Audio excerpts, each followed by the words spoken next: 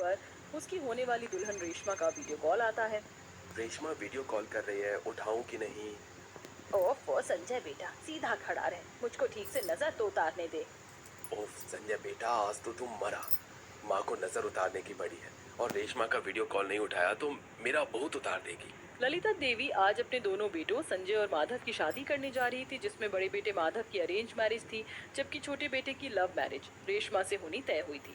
कुछ देर में धूमधाम से बारात लेकर ललिता देवी बैंक्वेट हॉल में पहुंच जाती है, जहां कोमल रेशमा दुल्हन के जोड़े में मंडप में बैठी थी। कोमल ने लंबा घूंघट डाला हुआ था, जबकि मॉडर्न रेशमा ने बहुत ही ओवर शादी का मेकअप करवाया हुआ था। उसका चेहरा बहुत चमक रहा होता है। ओह माय गॉश, दूल्हे की ड्रेस में संजय कितना स्मार्ट लग रहा है, जस्ट लुकिंग लाइक वाओ। तभी ललिता देवी मंडप के दूर से घूरती हुई बोलती है, बोलो भला, शादी में इतना भारी भरकम मेकअप कौन करवाता है? ऐसा लग रहा है छोटी बहू ने दीवार का चूना ही पोत लिया हो। आजकल की लड़कियों को मेकअप करने के सिवा कुछ नजर ही नहीं आता है।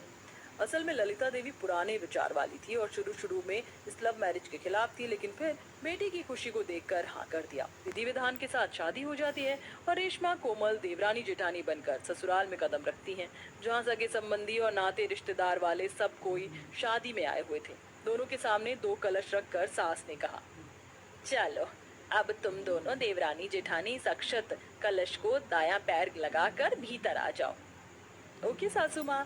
रेशमा ओवर एक्साइटमेंट में कलश को जोरदार लात मारती है, जबकि कोमल धीरे से पैर लगाकर अंदर आती है। तभी सास की बहन शीला मौसी बोलती है, अरे ललिता जी जी, संजय की दुल्हन तो क्रिकेट की पक्की खिलाड़ी लगती है, देखा कैसे कलश को गेंद के जैसा उछाल दिया। देख ना कहीं पहली रसोई में चमचा छलनी को बैट बल्ला ना बना ले। शीला मौसी की बात से लव मैरिज करके आए देवरानी का मुंह गोल गप्पे सा बन गया था। ये रिश्तेदार भी ना आग में घी डालने का काम बड़े अच्छे से कर लेते हैं, स्पेशली सास की बहनें तो कुछ ज्यादा ही। ससुराल की दहलीज पर खड़ी रेशमा गुस्से में बुदबुदा रही थी, तभी सास कहती है, कोमल बहू, रेशमा बहू, आज से तुम दोनों इसी घराने की बहू हो। ससुराल संभालना बहुत बड़ी जिम्मेदारी होती है। मुझे उम्मीद है कि तुम दोनों एक बेहतर देवरानी जेठानी बनकर दिखाओगी। कल तुम दोनों की पहली रसोई की रस्म है, जिसके बाद ये अभी तय हो जाएगा कि इस घर की जिम्मेदारियां और ससुराल की चाबियां किसे मिलेंगी। तुम दोनों में से जो भी पहली रसोई के साथ मेरा दिल जीत लेगी, इस घर की चाबी और खानदानी हीरो का हार भी उसका होगा। हीरो वाले हार मिलने की बात सुनकर दोनों देवरानी जेठानी के कान खुल जाते हैं, लेकिन रेशमा अपनी जेठानी कोमल से कहीं ज्यादा चंट है, इसलिए वह अंदर ही अंदर शैतानी खिचड़ी पकाने लगती है। कुछ भी हो जाए, चाबियों का गुच्छा और वो हीरो का हार तो मेरा ही होगा। माँ जी को मुझसे कितनी ज्यादा उम्मीद है। मैं इस घर की बड़ी बहू बनने के हर कर्तव्य और धर्म को पूरे दिल से निभाऊंगी। तभी ससुर जी बनवारी बोलते हैं, भाग्यवान, रात काफी ज्यादा हो चुकी है। सब शादी में बहुत ज्यादा थक चुके हैं। चलो अब सो जाते हैं। वैसे भी कल दोनों बहुओं की और भी रस्में होनी है। हाँ माधव के बापूजी, जाओ बहू तुम दोनों, देवरानी जेठानी फिलहाल आराम करो और कल टाइम से उठ जाना। जी माँ जी। दोनों देवरानी जेठानी अपने अपने पतियों के साथ कमरे में चली जाती हैं। ससुराल के पहले दिन कोमल जल्दी सुबह के 3-4 बजे ही उठ जाती है, जबकि देवरानी पैर पसार कर खराटे मारकर सोई पड़ी होती है। 4 बजने वाले हैं, अभी से काम शुरू करूंगी तो जाकर 6-7 बजे तक पूरा होगा। कोमल जल्दी जल्दी झाड़ू लगाती है और फिर बर्तन मारने लगती है। बर्तनों के खड़कने की आवाज से सास जाग जाती है। अरे बड़ी बहू, तू अकेले बर्तन क्यों मांज रही है? तेरी देवरानी कहाँ है? अगर सासू माँ को पता लग गया कि देवरानी अब तक सो रही है तो रेशमा को बात न सुननी पड़े। सासू माँ, देवरानी उठ गई है, वो कमरे में झाड़ू मार रही है। अच्छा चल ठीक है बहू, मैं टहल कर आती हूँ। इतना सारा काम काज जेठानी अकेले निपटाती है, तब जाकर आलसी देवरानी बार बार अलार्म बंद करने के बाद 7-8 बजे ही मुश्किल से जागती है। रेशमा जल्दी से उठ जाओ, आज तुम्हारी पहली रसोई है। अगर माँ ने तुम्हें इतनी देर तक सोते देख लिया ना तो रिमांड ले लेंगी। क्या है संजय, सोने दो ना।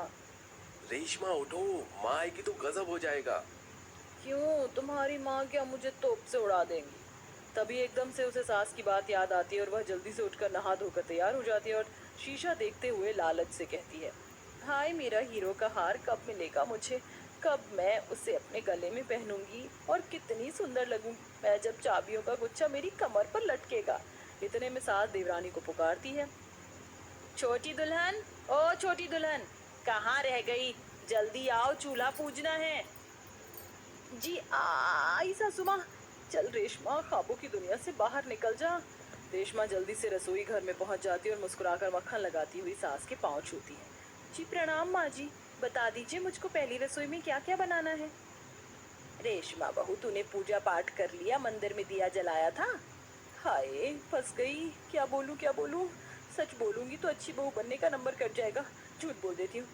जी बिल्कुल सासू माँ, मैंने तो 5 बजे ही पूजा कर लिया था। ये सुनकर जेठानी कोमल मन में बोलती है, ये देवरानी तो बड़ी तेज फिल्म है, कैसे सफेद झूठ बोल रही है। पिछले 2 घंटे से तो चेहरा ही चमका रही थी। अच्छा चलो, अब तुम दोनों देवरानी जेठानी सबसे पहले कुछ मीठा बनाकर चूल्हा पूजन कर दो, फिर बाकी का खाना तैयार करना। जी मम्मी जी। देवरानी फुर्ती से गैस की तरफ बढ़ने लगती है, तभी सास ललिता टोकती है।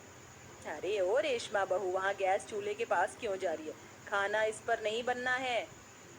यहाँ नहीं बनना है तो कहाँ बनना है सासू माँ। चलो दोनों मेरे साथ।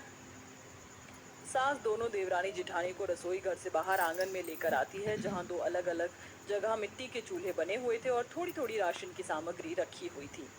ये रहा चूल्हा, तुम दोनों देवरानी जेठानी को अपनी पहली रसोई का खाना यहीं बनाना है और इतने ही सामान में बनाना है। ये सुनकर लव मैरिज वाली देवरानी की तो जैसे शक्ल बन जाती है। दोनों अपनी अपनी पहली रसोई का खाना बनाना शुरू कर देती हैं, लेकिन काफी देर तक रेशमा चूल्हा भी नहीं जला पाती। उफ, क्या मुसीबत है। अगर मुझे पता होता कि मुझे ससुराल में मिट्टी के चूल्हे पर खाना बनाना पड़ेगा तो मैं लव मैरिज नहीं करती। पता नहीं सासू माँ का दिल जीतने के लिए कितने पापड़ बेलने पड़ेंगे। काफी जतन के बाद देवरानी का चूल्हा सुलग तो जाता है, तब तक जेठानी सब्जियां बनाकर तैयार कर लेती है।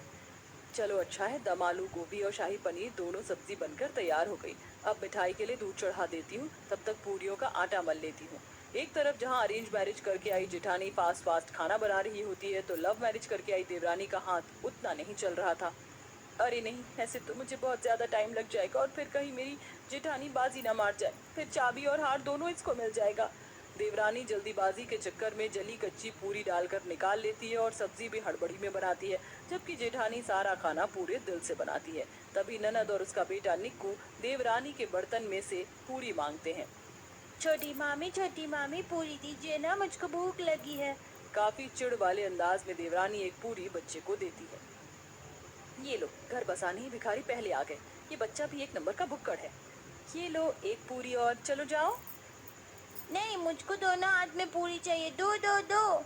छोटी भाभी, एक और पूरी दे दोगी तो क्या हो जाएगा।